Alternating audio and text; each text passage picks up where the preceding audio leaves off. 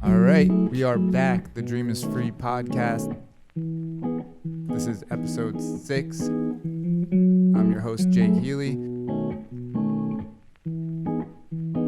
with our other host and super producer, Mike Theophil. What's going on, guys? Our guest today is Mike Evans. He is the founder and executive director of Full Court Peace.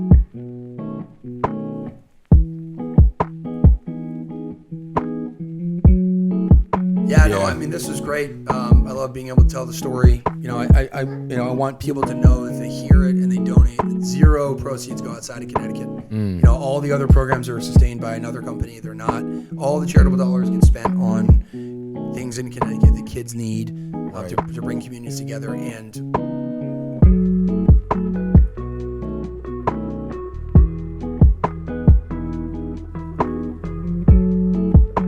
all right, we are back. The Dream is Free podcast. This is episode 6. I'm your host, Jake Healy, with our other host and super producer, Mike Theophil. What's going on, guys? Our guest today is Mike Evans. He is the founder and executive director of what's it called? Full Court Peace. Sorry, I just drew a blank. Full Court Peace. Sure. He has, I did some research, looked you up on LinkedIn. I did some reading on the Harvard website. Listened to about 30 minutes of another podcast that you did on Dade, I think it's called. Yeah. So I listened to that about 30 minutes into it. Seems like an amazing story. And we're really looking forward to hearing from you. Pretty much, we really want to hear about how you got into everything, right? The story behind Full Court Peace. And what you're up to now. I know you're right after this. You're back to the grind, going to fix a court up, right? So I mean, it's amazing that you're in here, not just talking about it, but you really are about it. Right. Yeah. So I will. I'll hand it off to you to give us the background of everything, how you got into it. Yeah, I played high school and college basketball, and I played Division III basketball. Just keep this mic. Sorry. That's okay. Yeah. Is that better like that? Yeah. Okay. Perfect. So I played high school basketball at Weston, and I played college basketball at Hamilton College, which is a Division III school in upstate New York. And then I didn't want to get a real job, and I found a way to go over to Belfast, Northern Ireland, to play semi-professional basketball. So if you've seen the movie Semi-Pro with Will Ferrell, it was kind of like that. Yep. It wasn't anything. Let's just say the semi is in capital letters and the professional is in lowercase letters. It's not a knock on the Irish basketball. It's just that if basketball is not a humongous sport there, it was actually the lowest ranked league in Europe. It's like going to Nigeria to play hockey.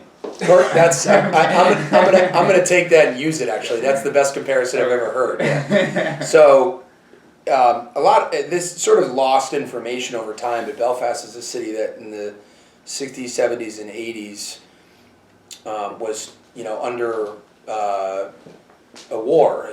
Basically a war that time period is called the Troubles. It was 1968 to 1998, where Protestants who live in Northern Ireland, and Northern Ireland is a different country from Ireland, and Northern Ireland is the 6 counties in the north that are under British rule, and Ireland is sort of your traditional Ireland. It's part of the European Union. But Protestants that live in Northern Ireland consider themselves to be citizens of England, and Catholics consider themselves to be citizens of Ireland. Okay. And from the late 60s to the late 90s, those two groups fought. The Irish are the Catholics, and the British are the Protestants. The Irish fought for what they thought was their land, and they wanted those 6 counties back to make it into one Ireland. And the British, the Protestants, thought they had a right to that land because their ancestors had settled it. And they defended their land. So the media labeled it a Protestant Catholic war, but it had really nothing to do with religion. It wasn't like kids were out chanting the differences between Protestant and Catholic faiths, which, right. If I ask you two, can you tell me the difference? No. Absolutely not. Nobody there can either. So it's not really religious. But sports there, so everything became segregated. So schools are segregated to this day as we sit here, 98% on religious lines. So and you have 50-foot walls that separate Protestant and Catholic communities. to physically keep them apart. And sports are segregated too. So predominantly, and there are a lot of exceptions, Protestants play sports that the English invented, like rugby and cricket, and Catholics play sports that the Irish invented, called Gaelic football and hurling, which you probably have to look up to know what they are. Right. Everybody plays soccer, but soccer is so contentious that if a pro team comes into Northern Ireland and puts their stadium in a Protestant neighborhood, all the players could be atheists and from China, but that team is automatically a Protestant team. Catholics will never wear their uniform and never support them. Wow. Yep. Protestant. It's because of physically where the stadium is located. And at this point, they're fighting with each other just because that's just been how it is for years and years and years. Yeah, there's a lot of answers to that question. Okay. So certainly, if you have in 1998, the biggest bomb in the history of the war went off, and it went off after the Good Friday Agreement was signed, which involved Bill Clinton, Tony Blair, the head of Ireland back there, whose name is escaping me, and if in 1998. The Omagh bomb went off, the IRA, I don't know how many people were killed, but in 1998, if you're 5 years old, you're only like in your late 20s now. So you still remember when your dad died in that right. bomb, right? So it's not like it's been forgotten and it's this thing in the past. It's not like us being mad at Germans. That would be ridiculous, right? Yeah. It's like, well, my dad died, and and I'm still mad about that. So you have to understand, and plus the Irish, and I can say this, I guess, as an ancestor, it's like, they hold on to grudges like really well, and it's just a trait of theirs. So there's really not a lot of crossover, no pun intended, through the communities. I mean, there are programs, and there are a lot of people who are sort of over it and have moved on, and they're just okay, whatever. I'm friends with Protestants, I'm friends with Catholics, and no one cares. But in the pockets where there's low income pockets, people look for things to be a part of, and those things that they can be a part of are these remaining cells of terrorist groups like the IRA and the UDA. So kids look up to those people in their communities. And so I was working for another not-for-profit when I was playing, and that not-for-profit was called Playing for Peace. Now it's called Peace Players International, and they had learned from some local people in Ireland that basketball was a sport that both groups would play, that neither group sort of claimed that sport as their own. All the schools had the facilities in their schools, but no one really used them. There were no school teams except for a couple, and the outdoor courts were really null and void because it just rains every day. Right. In fact, I heard a great line. The Irish are really, for a country where it rains almost every day, they're really bad at indoor sports. Like, you'd think they'd be really good at indoor sports. Like nothing else to do because it's raining all the time. But they just go outside and play their other sports. So, so I was working with this not-for-profit, and I actually met the Dalai Lama through them on a basketball court, shook his hand. He had come to watch Protestant and Catholic kids come together through basketball. Wow. And it was a while. I mean, my right arm was tingling when I shook his hand. There's something about that guy. Mm-hmm. Yeah, there's some positivity, something. Yeah. He's got something figured out. And these two girls, like I had to separate these two girls, these Protestant and Catholic girls who were mouthing off to each other, like right as he walked away. And their teachers came over to help me. And I thought, okay, here's a moment of reconciliation. These teachers who work in schools are going to come over, and there's going to be this moment where we're going to talk to these two girls. And they just took their respective girl and walked away, which was such a big picture to me. Apologies, nothing. No, there was nothing like that, which goes back to like, I don't know what those teachers experienced as kids. Maybe they lost a family member to the violence and they still hold on to grudges. I can't blame them for that. Right. So I ended my contract. I finished my year with that not-for-profit and started coaching at a Catholic high school in a pretty rough area. And I was listening to these boys talk about how they hated their Protestant counterparts but had never met them. Right. And they would walk me home, and they showed me that when they got to a certain point in the neighborhood when they were walking home, they had to either go left and take a much longer route or take off their school uniform, which showed that they were Catholic, to walk through a short Protestant neighborhood to get home. Wow. So it's either a longer trip or hide your swallow your pride. Gotcha. And then without telling them, I went to a Protestant neighborhood right over one of those walls and started coaching like Monday, Wednesday, Catholic, Tuesday, Thursday, Protestant, Friday. If I could afford a pint of Guinness, I would get as many as possible to try to figure out what the heck I was doing. And so neither group except the principals knew I was coaching in either school. And eventually, after about 3 months, I had about 5 kids who were there every day. And they were latching on to, I think, me as a coach. I was 25. They were about 15. And I pitched the idea to them, hey, do you want to play on a travel basketball team? And they said, absolutely. And I said, oh, we can get uniforms and travel around Belfast playing other teams. And they said, sure, coach, but we only have 5 lads, as they would say. We only have 5 lads. And I'd say, oh, I got these other 5 guys that want to play. Some other lads. And they were like, no way.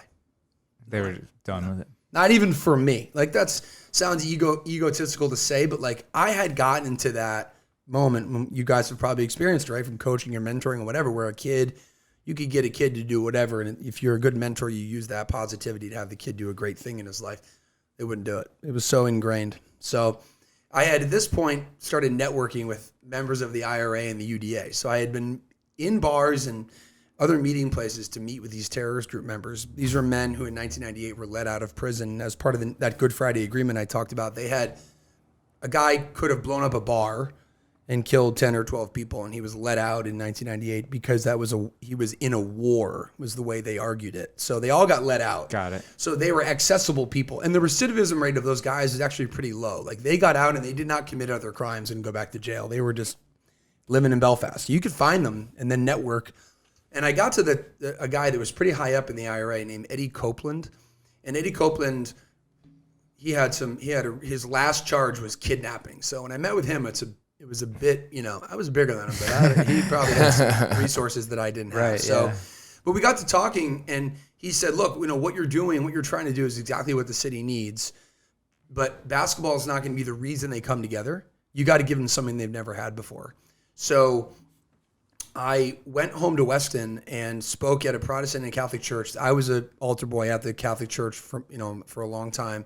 And these churches were right next door to each other. And I said, look, if we were in Belfast, there'd be a wall between our 2 buildings here. Right. And I said, I'd really like to be able to bring them to the U.S. in June. This is like December. By June, I want to bring them to the U.S. and have them play teams here in the U.S. And in that day, I had the money and the host families to do it. Nice. People really responded to it. So I went back to Belfast and I went to the 2 sort of leaders of each group and said, hey, I basically bribed them. I was like, look, you got them something that they wanted. Exactly. Yeah, I'm like, they've never had this before. So I said, look, you're going to go to the U.S. if you play on this team. All expenses paid, play as a team. And coming to the U.S. to play basketball is like, exactly. From Ireland, it's like a big deal. Exactly. All the good, great basketball. We're known for it. Exactly. Right. So they hesitatingly agreed, and then the practices started, and that entailed getting the Catholics over to the Protestant school early so they could go into a back door. And they weren't allowed to wear their uniform on the school grounds, but doesn't matter. If they don't know your face in a neighborhood, you can't tell. No, they know. Oh, they know. They know. But to your point, something I skipped over is that these are all white. Everyone speaks English. Everyone's Christian. Just one denomination is Catholic, and they all hate each other because you really can't tell. Like you and I we can't tell. Right. They claim they can tell. One group says, no, their eyes are farther apart. And one of them said, no, see, we never get that haircut. It's, the best comparison I ever heard was Coke and Pepsi. That slight that they claim of a difference, they can tell. So, but if you bring kids into a school and they're not wearing uniforms, the kids will still know, like, I've never seen you before. That must mean that you're Catholic because I've never seen you before. Got it. Yeah. So it's all about pockets of neighborhoods there, not dissimilar to here, which we'll get to later, right? So, the first practice, the boys, I said, I bring it in, and we had brung it in a million times at our own practices. And they wouldn't cross the half court line at the center court to shake each other's hand to meet each other. Wow. So that, just because there's a lot to cover here, what happened after that was I just kept running practice, and I had other Belfast guys coaching with me, and they always informed me. I couldn't do this on my own. They were telling me what the idiosyncrasies are of each comment they would make to each other. This is what this means. And I'd be at home just mowing through books on the conflict. Got it. Trying to educate myself, going to bars, talking to people who would talk to me about, not dissimilar to right now in Fairfield County, going up to someone who doesn't look like you and saying, hey, can we have a calm conversation about what we both think, right? Right. And Belfast, a lot of people are willing to do that because the Irish They like to talk. They like to drink and they like to talk. Yeah. You guys took the words out of my mouth. Yeah. 2 gifts right there. They can also swear better than anybody else either. Yeah. Sure, Yeah. So what I started seeing was in the practices, maybe a pat on the back, maybe a pound, maybe just a nod. And I knew every kid's level of I'm open to this. And there were kids who were, nope, I'm coming because of the trip. And kids like, all right, I'm cool with this. This is cool. I'm over it. There was varying degrees. And then we had games. And every time we had a game, I used whatever language I could to get them to bond over whatever we were doing. But they took the lead. I was a fool to them with regard to local knowledge. Mm-hmm. We played a rich private school that was Catholic. They could have been atheist. They could have been Protestant. The boys were from the street. They were like, let's kick these kids' asses. Yeah. Like, this is the kids that get to go to private school. So I basically let, class warfare help them overcome religious warfare. And then we only played about 6 or 7 games, but the bonding really started happening. And you were playing around in Belfast. I would call coaches that I knew from having played or helped them coach and stuff like that, because Americans are sought after over there for coaching because we come from such great coaching systems here. And again, the Irish know a lot about basketball. They have great history. Mario Ellie, who played for the Rockets, played in Ireland. Oh, cool. Wow. Dave Hopla, the NBA shooting coach, played in Ireland. I know Dave Hopla. Yeah, Dave's my guy. So, eventually by the time the summer came around, I thought they were ready to go. So they came over to the States and they played in an 8th grade. So they played in a Darien league of 8th graders. And these kids were 15 and 16. And they lost every game by 60 points. Oh, wow. But they thought it was hilarious. Yeah. Like they thought it, and the Darien parents were cheering for them. Because the Belfast kids just wouldn't give up. Like they cut them tattoos on their wrists and stuff. They look a little bit different. And one of our host families got them all uniforms, like their Belfast Blazers on their uniforms, and everyone got sneakers and but they were out of that area where there were no more walls or murals or what I call like visual rhetoric to convince them that they should hate Catholics or Protestants. They were in a country where as we don't even know the difference or care about the difference, right? Mm-hmm. So that was the first team. That was the inception of Full Court Peace. Thanks to the bravery of those kids and the willingness of their families and the coaches that helped me put it together. Do you stay in touch with any of them? Yeah, when I go over, we all get together. They understandably live in segregated areas. They went, they're from working class areas, and it's very rare for someone to grow up in a working class area and then move out of that area when they get a job. So they don't visit each other. It's still not unsafe, but it's just very uncommon for people to cross over and meet each other in those neighborhoods. So, but I am in touch with a lot of them individually. How are they today? Are they still? They're good. They every couple years I'll send a reflection question. Like, so did it really change? Because their reflection changes as they grow older. Right. And when they were 2 years out, they say, no, not really. I still hate Protestants or Catholics. 4 years later, it was like, oh, I missed that basketball team. And now, that was 2007. So now we're 13 years later. They look back like adults. And I wonder if they bump into each other ever, like one Catholic, one Protestant, and just kind of, like a head nod or something. Like, hey, yeah, you're right. But that's the thing. Like, head nod is such a good term. Like, I wasn't looking for a Disney story. Yeah. Someone bought the rights to that story out in Hollywood, and they wrote a screenplay about it, and it's this Disney version. It's like, really? Did it get made? No, it didn't get made. No. Dang. But how much did you sell for? Life rights contracts, you don't make any money. So, but they made it out to be that like the IRA was against what I was doing and all these types of things. And the kids really hated each other. But all you're looking for in society is the nod and being okay with being on the same sidewalk. And what we're dealing with now in the United States, but Fairfield County is the highest income gap in the country, is just like, can we just be settled and civil in a supermarket together, and can we open a door for each other? I think you can't ask for much more than that from people right away. So that's a good example. I mean, they have seen each other without me there, and they've sent like a selfie of the two of them over to you. Yeah, that's it's awesome. Great awesome. Great that they'll stop and see each other. And that was just a magical. I was really lucky to be there, to be in that situation. And that was, so I hired some people that wanted to go over and continue the work. I ended up going to work at News 12 Connecticut as a writer producer. I wanted to try to be an on-air journalist and parlay these stories and experiences into that work. And I worked 1 a.m. to 9 a.m.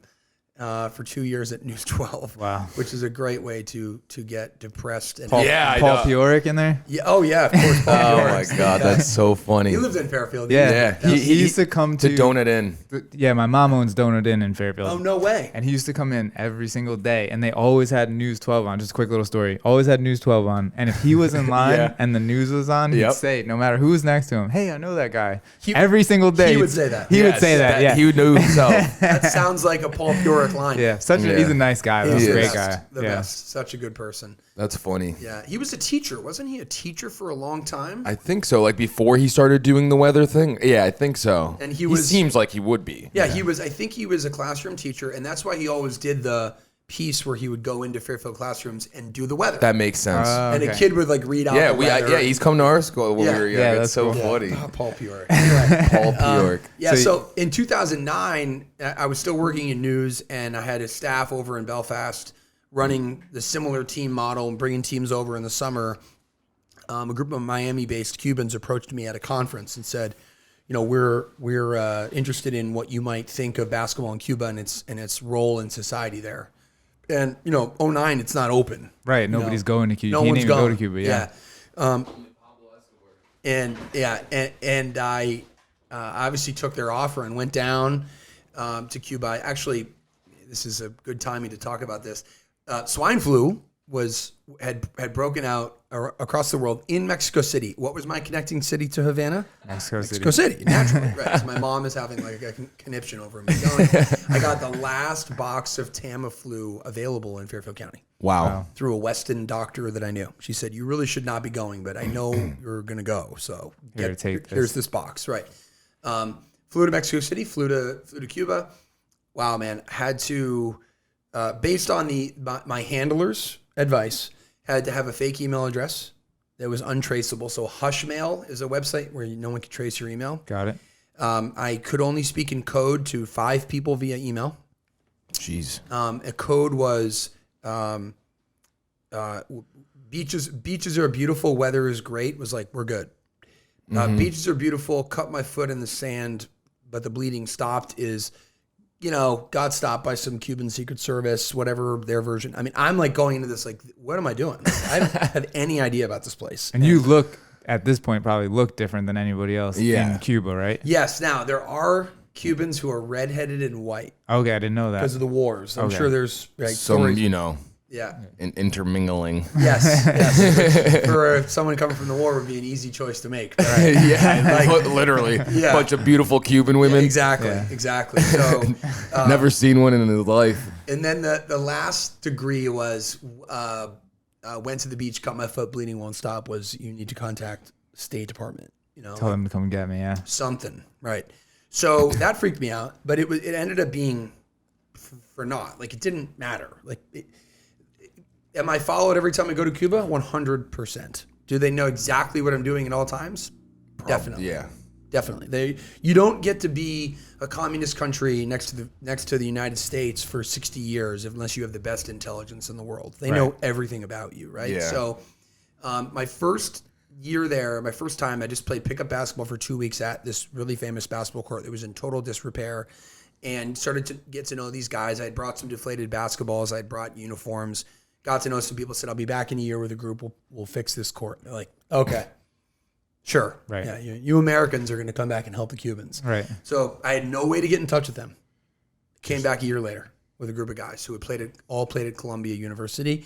And they were just like, yeah, I'll go to Cuba, check it out. And we show up, we buy this paint, we lay it down in this court. We have to fix a hoop. Word spreads. We have enough uniforms for 6 teams. And we have a 6-team tournament, and we lose. That's awesome. After you're done with the after we're done painting it, Yeah. 500 people came to watch. Now, communist governments don't like when their people gather unless the communist government has ordered them to gather. So that was a big moment for us. Little did I know.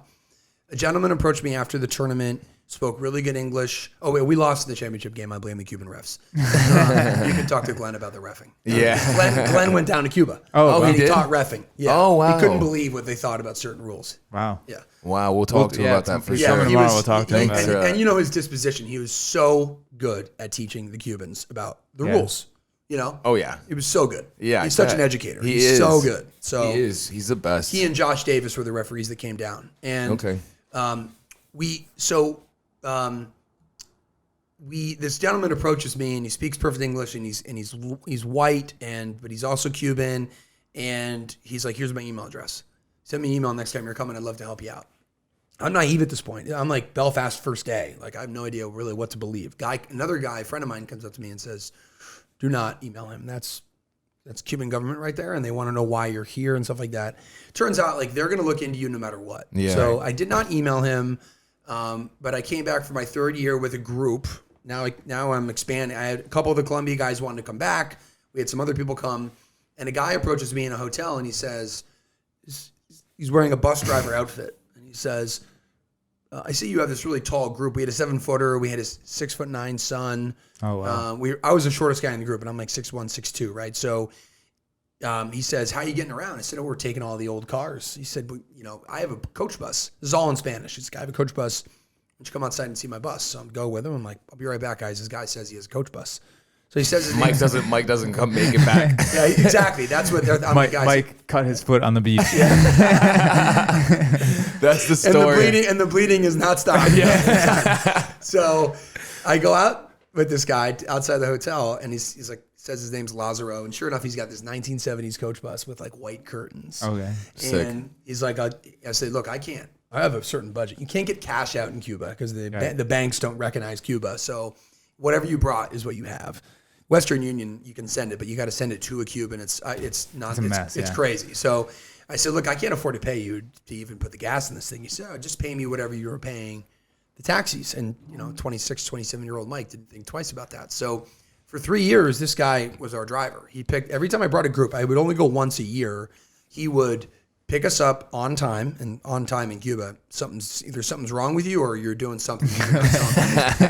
Cuba time is island time plus 30 minutes. I've come up with an equation. I think it's like 2 hours. Yeah, it's anyway. So Lazaro's our driver. He gets out of the bus to fix courts. He knows where to get cement. He never gets pulled over, and they can pull you over for whatever they want there. The kids that I bring are in love with this guy. He's so nice. And at the end of the third or fourth trip, the travelers had left the day before I was leaving. I had to tie up some loose ends. I said, all right, Lazaro, I'm just here by myself. Like, I can just take taxis. And he says, no, while you're here, I'm your driver. So I was like Bieber. I had a coach bus, just driver and me. I need to go to the market. Lazaro picks me up with a coach bus. So he drives me to the airport the next day. He gets out of the bus, and he hands me my bag. And he pulls a flash drive out of his pocket, and he says, these are pictures of my family and friends. I've met so many of your friends through these trips. I just wanted you to know more about me. And he hugged me, and he never hugged me before in his life, in our time together. And I got on the coach bus. I got on the airplane, and I popped the drive into my computer, and there were 5 pictures on the drive of Lazaro and Fidel Castro. Wow. Holy shit. Yeah. That's crazy. No wonder he's not getting pulled over. That was a moment.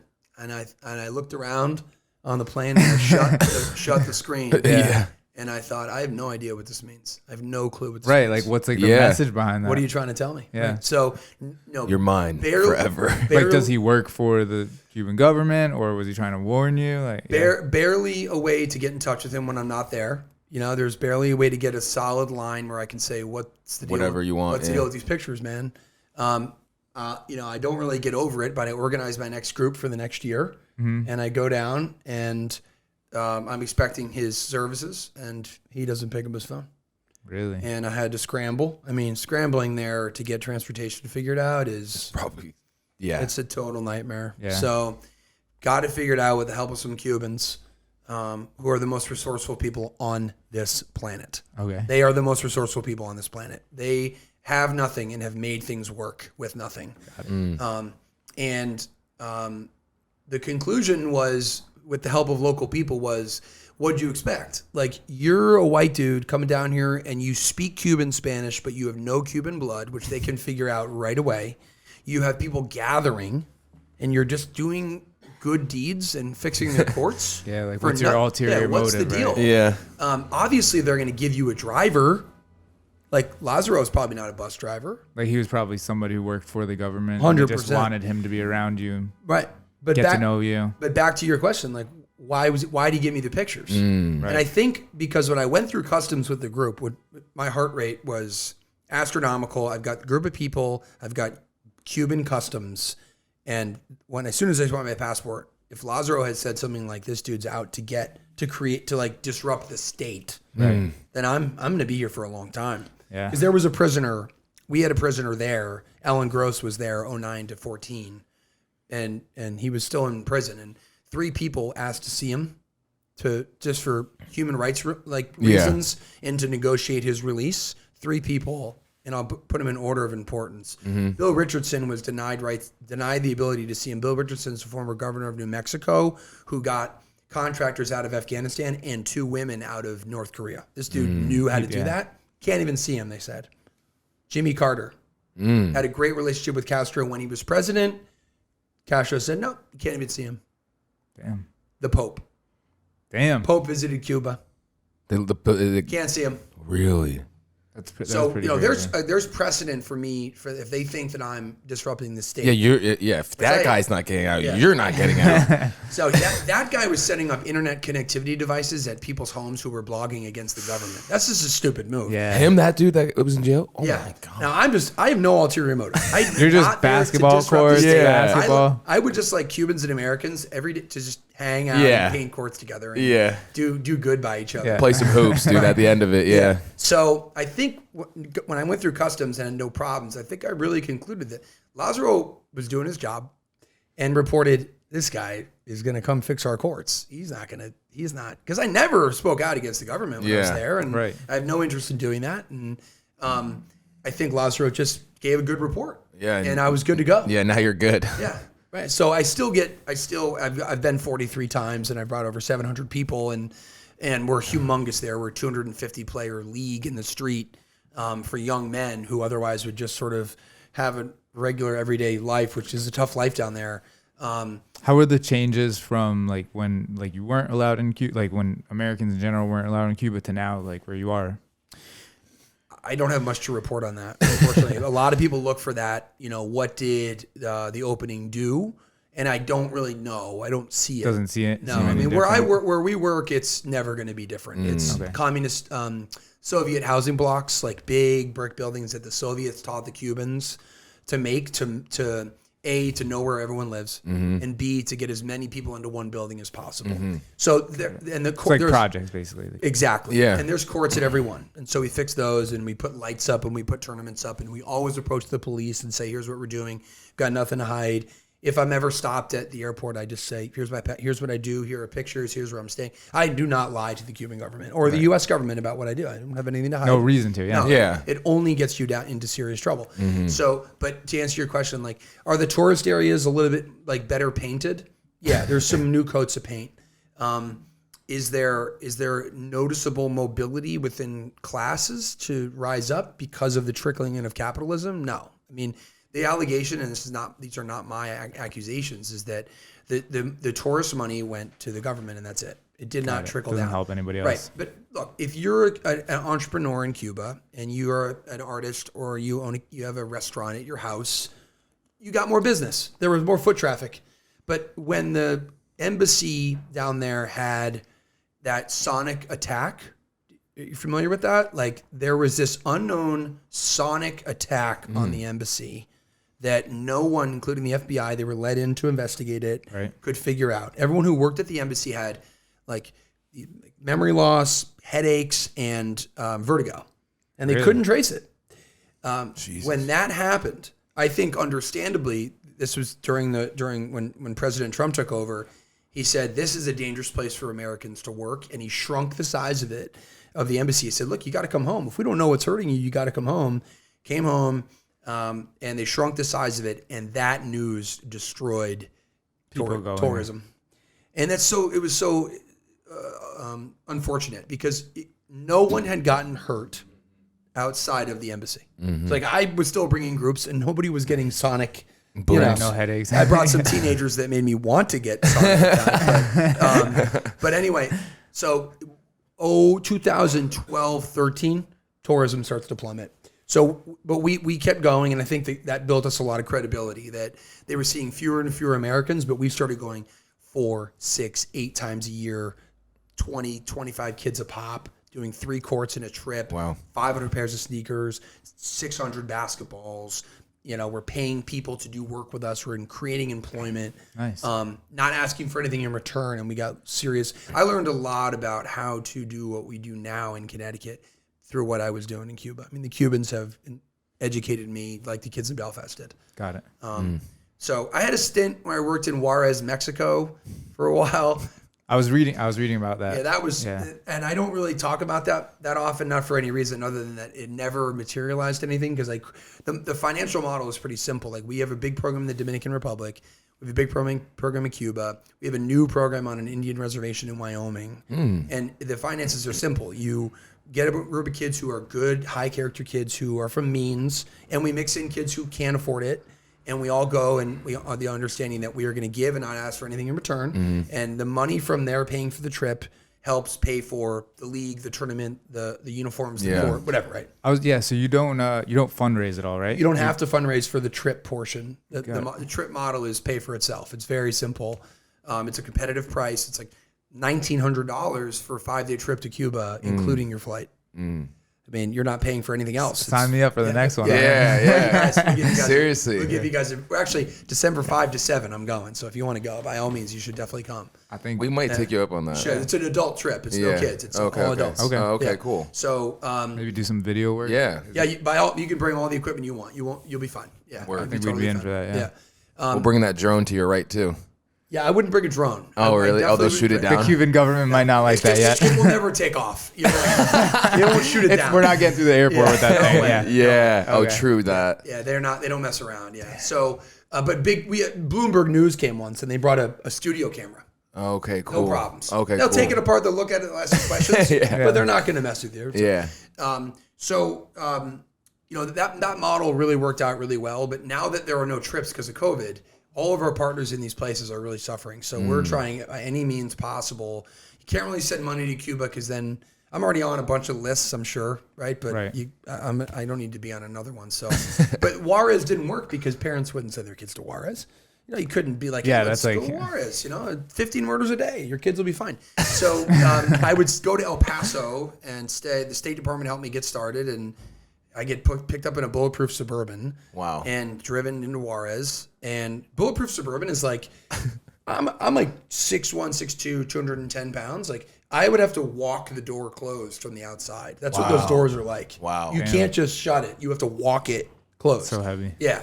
And all I was just looking for courts. Like, what are we going to do here? Like, how do we? And we had figured out. I was at Harvard then getting my master's, and I read some cases at Harvard about like this neighborhood in Washington D.C. that was a upper middle class neighborhood, and the drug, like the crime and drug trade started moving into their community, and police were like, what are you talking about? Like, you guys are in such and such. You guys don't have a problem. We're dealing with real problems down in other parts of DC, right? And so the neighbors got together, and without weapons, the case online, you can probably look it up, is called the Orange Hats of Fairlawn. They all got together as like a community watch, and they wore bright orange hats and sat out on chairs with walkie-talkies. Like on corners. That's it. Old women and whatever. And when the people came by to deal drugs, they realized, someone's going to tell on me. No weapons. Yeah. And they successfully, by Got it out, expanding their orange hat people, pushed them out. Wow. It was a really cool story. That is That's cool. interesting. Yeah. So I Google Earth, I found this one court where I was going to paint, and then I zoomed out. Lo and behold, there's 5 total courts in a circle. So the idea was, let's get all these courts painted and then get kids playing on them wearing uniforms like this color, like bright orange. And maybe that's a zone that creates a safety zone. Yeah. Yes, that people, because social capital is what, you know, philosophers call, like, if you live in a neighborhood with a lot of social capital, it's when you're doing something wrong and another mom feels that she can say, I know you're not supposed to be doing that, and calls your mom. Right. You're in a safe neighborhood because there's that community watch. They all know. Yeah. Right. When there's bullets flying everywhere, everyone's staying indoors. Social capital And decreases. you're in fear too. Yeah, because you're you don't fear. want to say anything because They'll chop your head off. Yeah, They'll yeah, chop your head off. exactly. Yeah. You know, so that was the idea, but I couldn't get the finances going. The El Paso community we raised a little bit of money, but they weren't going to go over the border. It really is one city. If you zoom into El Paso and Juarez, it's one city that was probably split during the Mexican-American War. It just has a fence in the middle. It's not like there's like dust and dirt before Juarez starts. It's El Paso and Juarez, one city. Right. So the stuff was happening pretty close to the border. And the first time I went, I did witness the murder scene of a American pregnant woman who worked at the consulate. She had been murdered, and I was the only American there. And that's how I ended up starting to write for the Huffington Post about this work, because I was the only American, witnessed this thing, and it was like, whoa, this is so serious. Certainly promoting that story did not help me get travelers to Juarez, but right. So Juarez was this 5-year thing where I learned so much about what to do, what not to do, had asked the right questions, safety and stuff like that. Cuba started to really grow. Dominican Republic was just the Cuba model, but in the Dominican, started by a kid with one arm. He's got an amazing viral video. Yeah. So I haven't seen it. Yeah, he's this one kid who does this spin move in Bleacher Report, and he hits a 3, and he's got an arm to about right there. And he could dunk. Yeah. Oh, he can really dunk. Yeah. He can. Show me it after. I will. Okay. It's impressive. Yeah. So I saw this viral video, and someone sent it to me and said, you should check this out. And I knew by the colors of the court that it was in the Caribbean. Yeah. So I looked at who had posted it. It was this name, Puñalard was the name of the person that posted it. Puñalard? It means stabbing in Spanish. It's his rapper name. Oh. So I hit him up, 60,000 Instagram followers. I'm like, this dude's never going to hit me back up. He's a manager for like Lápiz Consciente, who's like, the biggest Dominican rapper in the world. Okay. And he wrote me back. He's like, yeah, come on down. So I like fly down to DR. Closed mouths don't get fed. Right. Never been. You're sitting on a no already, right? Yeah. Never been to DR. Never been to Santo Domingo. Taxi driver's like, we're going where to meet who? So I'm like, this neighborhood name is like, it would be like me saying, take me to the east end of Bridgeport and a meeting with so-and-so. And the cab driver would be like, what? So anyway, and that guy's still our driver today. We still stuck, yeah. So went and met Puñalard and getting his car. Puñalard's got tattoos all over. He's telling me, he's like, I lived in the U.S., but then I got a drug trafficking charge and I was in prison. Now I have to stay here, but you're going to meet Manuel. He's got one arm. I show up to this court, the court from the video. Manuel's there. Throw him a shirt. Had a ball for him. Go down the street. Swipe the credit card at the hardware store. Buy a bunch of paint. Whole community comes out. Make the place look brand new. Awesome. And then I did it on my own dime. I didn't use charitable funds to do it. I just thought, well, Yeah, you were like on a mission trip, your own personal mission. Yeah. This kid's got one arm and he's spin move. I'm gonna go do whatever I can for this kid. Yeah. Yeah. And now it's a 300-player league. That's awesome. And he's in it. Wow. And a couple NBA players who are Dominicans during COVID went down and played in the league. Wow. They dominated the league. Yeah. The footage was unbelievable. Like, Yeah. And it's having connections to Puñalard and Lápiz Consciente posted about us, and the notoriety down there. Like, people recognize the logo. Yeah. Like, they know. And we're in this one neighborhood that gets no love. So we're the only American organization that's coming in and just delivering Love. Yeah, what they need, right? So the Cubans taught me that. Like, ask for nothing in return. No one trusts you here. Just keep delivering on what you say you're going to do. Not dissimilar to working in housing projects in Connecticut. So, Right.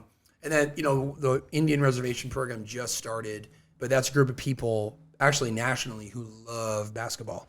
So there's a documentary on Netflix right now that used to be called Res Ball, but they changed the name.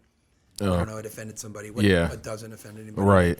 So, but this group of kids in Wyoming, on the only Indian reservation in Wyoming, have won 12 state championships. Wow. And they play everybody. They don't just play. Yeah, they're not like Not just reservation teams. Yeah, they're like Yeah, they beat everybody. Nice. They beat everybody. Okay. And so I got connected there through another crazy story and went out and I say this like carefully. I'm not sure they have more than the average Cuban. No, it's these reservation camps are actually low, and it's high alcoholism, high drug abuse, and they actually don't have a way out. A lot of these kids, they get stuck and trapped in that cycle, like on the reservation, you know? Right. Like, so there's no Fairfield. Yeah, no, to it. at all. Got it. There's no connectivity to another network. And if there is, You can't even see a way out. No, pretty much. no, you right? can't, dude. if there is, there's resentment because if a white town, and I'm just using the words they use, borders an Indian area, so they call themselves Indians. They don't call themselves Native Americans. Their resentment is that probably on another map, they have two different maps, just like the Irish. They have, our map shows, it all comes full circle. It's all about land, right? Yeah. Like our map shows that that's actually our land. So there's no connectivity to like get a job and get out because of Resentment towards it. resentment, right? So, but so Cuba, DR, and Wyoming are all parts of a company called Full Court Peace Travel, which is a for-profit entity that helps financially sustain Full Court Peace, the charity. Okay. So that's just the technicality, but Full Court Peace, the charity, is strictly based on black and white relations in Connecticut right now, and that's what today I'm going to a housing project to be in a court today.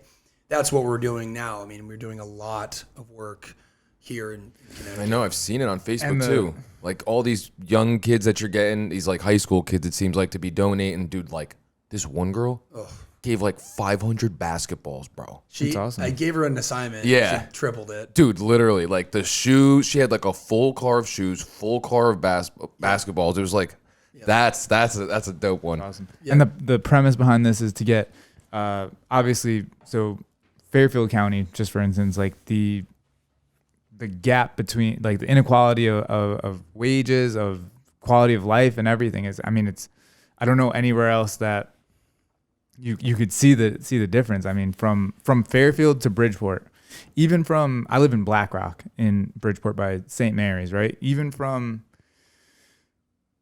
there's a street, literally once you cross over the street, it's like, it's another world almost. It's, like from where I live, it's I mean, it's beautiful. It's a waterfront community. It's really nice. St. Mary's by the sea. Yeah. Yep. If I walk, I love it. If I walk 5 minutes down the street, I'm in the largest, poorest housing project PT. in Connecticut. PT Farm Projects, right? Yep. And it's crazy to see. But so your whole thing is get people from the wealthier communities, right, to kind of bring people together in the less wealthy communities, right? Right. So if you grew up playing basketball and you were decent, you ended up playing with people who don't look like you. Right. 100%. Right.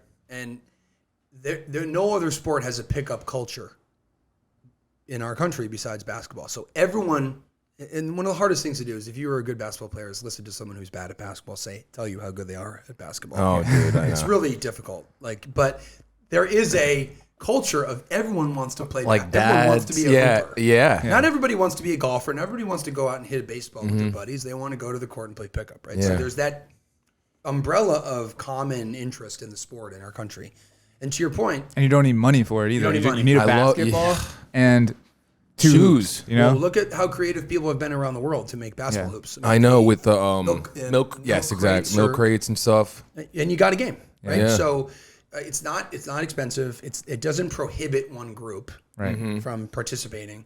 And these are just the technicalities behind it. But the idea is that we live so close to each other and we feel so far apart because of the things that you listed, like the achievement gap and the income gap are the highest in Fairfield County in the United States. They're the highest in the United States. Yeah.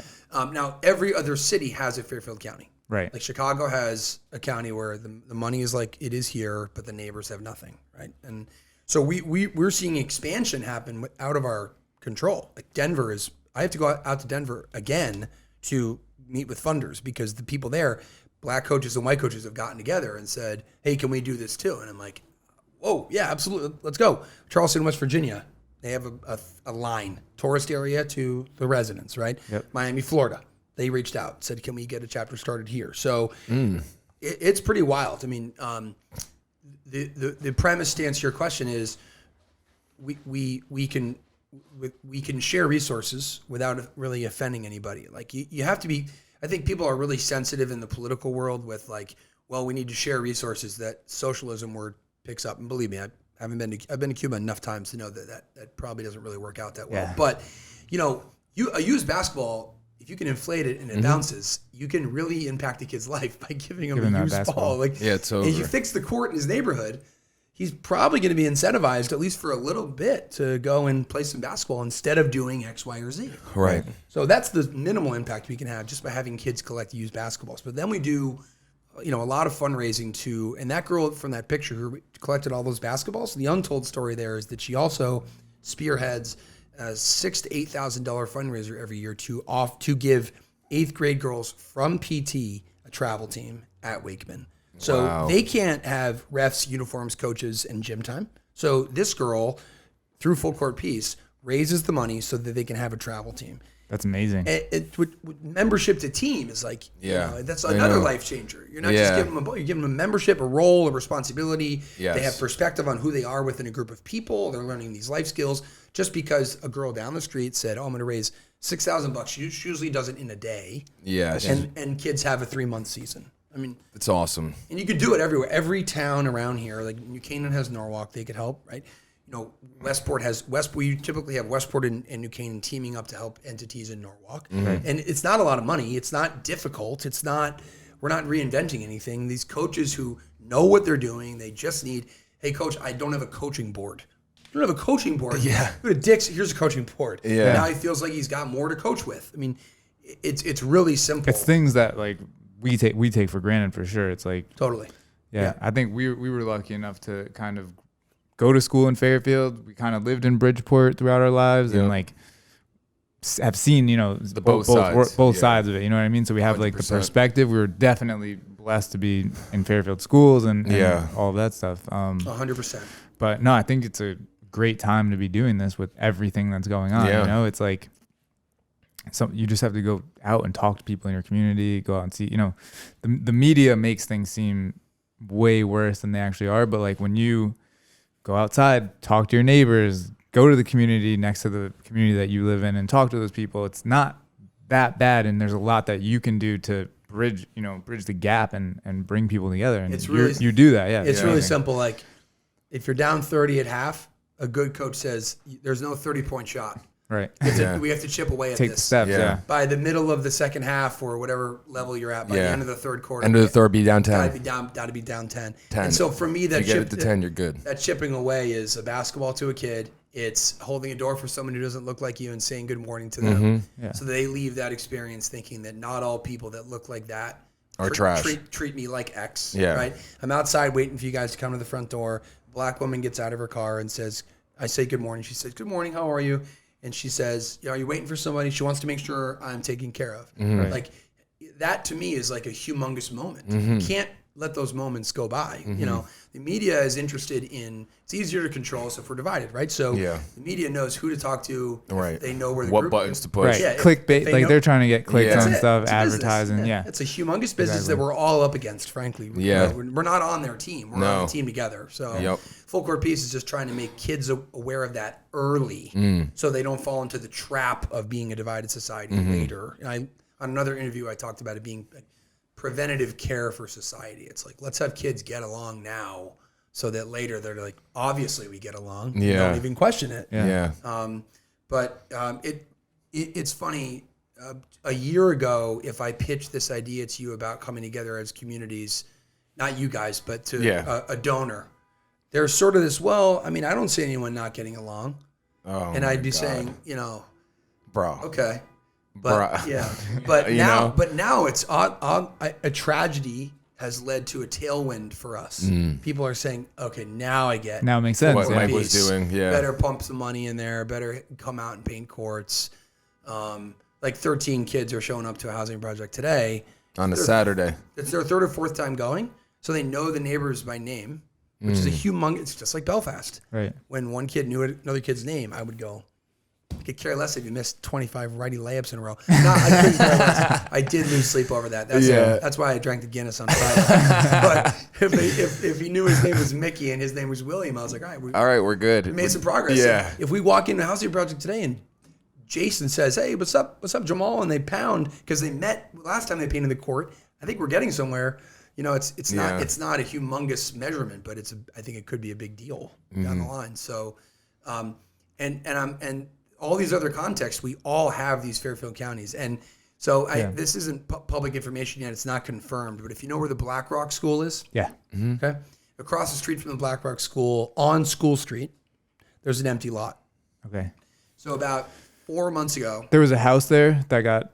well, it's grass, and the Board of Ed owns the lot. There probably was a house there. It looks like one of those lots that. We're talking about Brewster Street. Yeah. Okay. Yeah. School Street, Oh, wait. empty grass lot. There's like I saw Next an to the empty church? court there. There's no, so Indoor. there is, I think it's an entrance to Blackrock School, but not the main entrance. The main entrance is on Brewster, right? Yeah. But, or, I think I know what you're talking about. Yeah. I drove by yesterday and I saw a court at night lit up in there, and I was like, "What?" oh, that's is that? St. Anne's probably. Oh, okay. Yeah, they have a tournament this weekend, but right across the street from the Blackrock School is this empty lot that just so happens to be the dimensions of a basketball court. Wow. And next to it is another lot that's also unused that the Board of Ed owns. So like 3 months ago, the principal of the at Blackrock School reached out to me and said, "Hey, like we've got this lot. Like, could you think you could turn it into a court?" And I said, "Look, we don't. Like, we will come in and refurbish. We'll put up new hoops, but Not pavers, right? yeah, getting dirt to turn into asphalt is pretty big numbers, right? So I really wanted to help him out. We had a common connection through a coach, and I went and looked at it. I said, look, we can get you basketballs and uniforms or whatever. But the cool thing about the Blackrock School is that it's almost a third white, a third black, a third Hispanic. Because you've got people buying starter homes there and sending their kids there.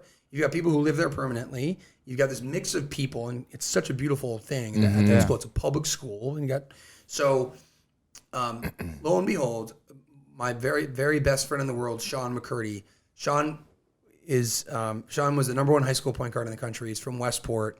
He played at St. Anthony's for Bob Hurley. Okay. And he went to St. Joe's his freshman year here, and then he was Playmaker of the Week at 5-star basketball camp as a rising sophomore with guys like playing major Division I basketball. Yeah. Hurley sees him and says, if you end up living in Jersey City, let me know. So the mom and dad buy this place in Jersey City, and Sean moves to Jersey City and plays point guard for Bob Hurley, and then he gets a full ride to Arkansas, and he brings the ball up at Texas against Kevin Durant, which is quite a feat. So he ended up finishing his career at William & Mary, but this is a Westport kid who's one of the best to ever come out of here, but not make it beyond college, right? Yeah. But no one really knows about him. He was a humble guy. So Sean's dad led the nation in scoring in college at Richmond. So the pedigree was there. What? Yeah. Richmond. So 33.9 points a game in 1975. Wow. And Sean's brother played at Southern Connecticut, full ride, top 10 in scoring. Like, this family is a basketball family that lived in Westport, and I got to know them years ago. So unfortunately, Bob, the dad, passed away about 5 weeks ago from cancer. And his sons said, for the brochure, for the obit, let's put in lieu of flowers, make donations to Full Court Peace, because Bob was a fan of bringing people together, right? He was a very big basketball, yeah, right. Exactly. He was a big media executive. He had done really well after getting drafted by the Bucks and then not playing in the NBA or whatever. And so like $5,000 comes in, and that's enough for an outdoor court. Yeah. And so I wanted to name a court after Bob and just do our standard court thing. Well, lo and behold, his business colleagues got together and said they raised $72,000 more. Damn. What? So I went back to and Sean lived on Brewster Street for a while with his wife and kid. So I went back to the principal at Blackrock and I said, how much access do we have to that lot? And he said, we'll talk to the city, but, and I had just gotten permission. We're doing 4 courts in Bridgeport next weekend. I had just gotten to know the board, the facilities directors and all that kind of stuff. Yep.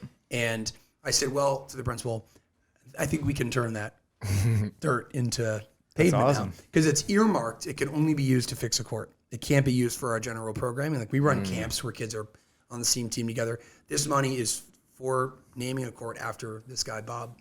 So Blackrock is about to get a new I can't wait. New outdoor court. We live right by there. I'm about to be hooping there all the time, dude. Yep. Yeah.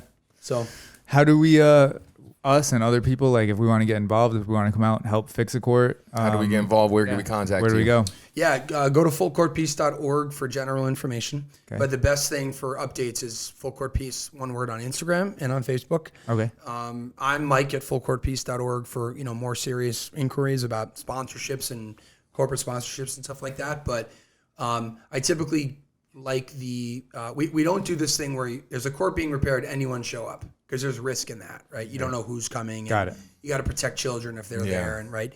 But just like that Cuba trip in December, there's if you had like 3 other guys that wanted to paint a court, it's all right, great. When do you want to do it?